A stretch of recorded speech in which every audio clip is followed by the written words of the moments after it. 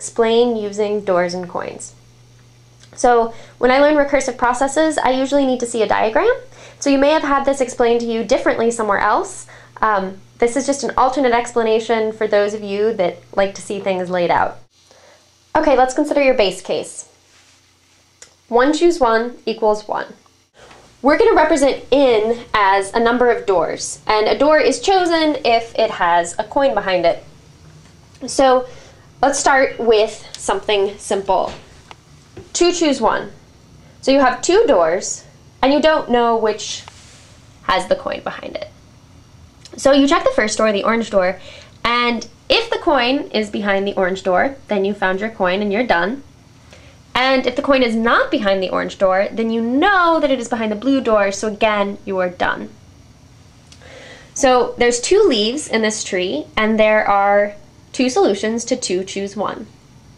Now let's look at 3 choose 1.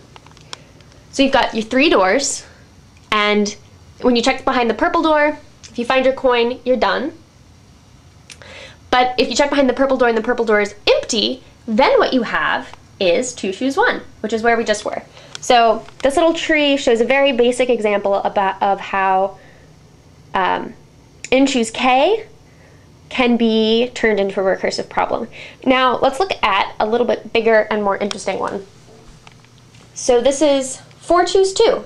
You have 4 doors, you know that there are 2 coins, and you look behind the first door, the green door. Now if you find the coin behind the green door, then you know you found 1 coin, but you still have 1 coin that you're looking for, and you still have 3 doors, so then you're left with 3 choose 1.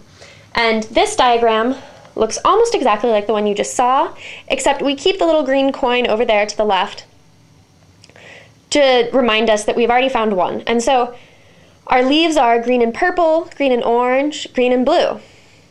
Now let's look at the case where you do not find a coin behind the green door.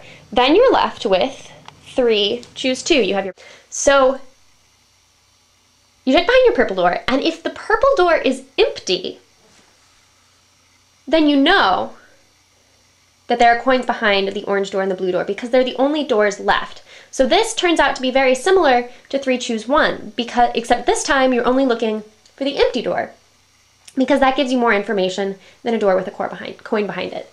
So the alternative is that you find a coin behind the purple door, and now you know that there is a coin behind either the orange door or the blue door, and you check them.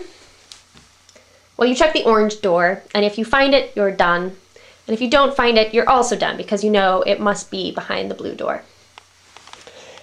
So notice how 3 choose 2 has exactly the same structure as 3 choose 1, and the same number of leaves.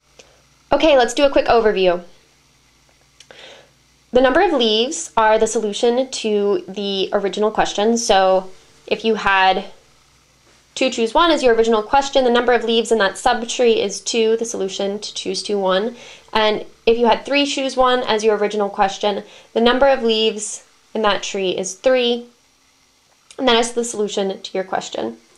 Also, notice the subtree structures.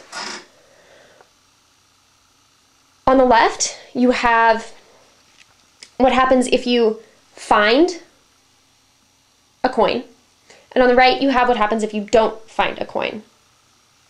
Generally, the solution to n choose k is going to be the number of leaves in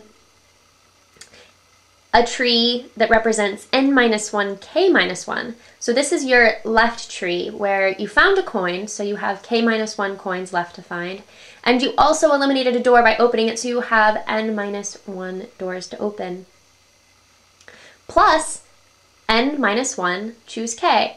So the number of leaves in a tree representing n minus 1 choose k. Because again, n minus 1, you've opened 1 door, you have n minus 1 doors left to open, but you didn't find a coin. And so you still have k coins to find. So this term is the number of leaves in the left subtree from where you started, and this term is the number of leaves in the right subtree from where you started. The end.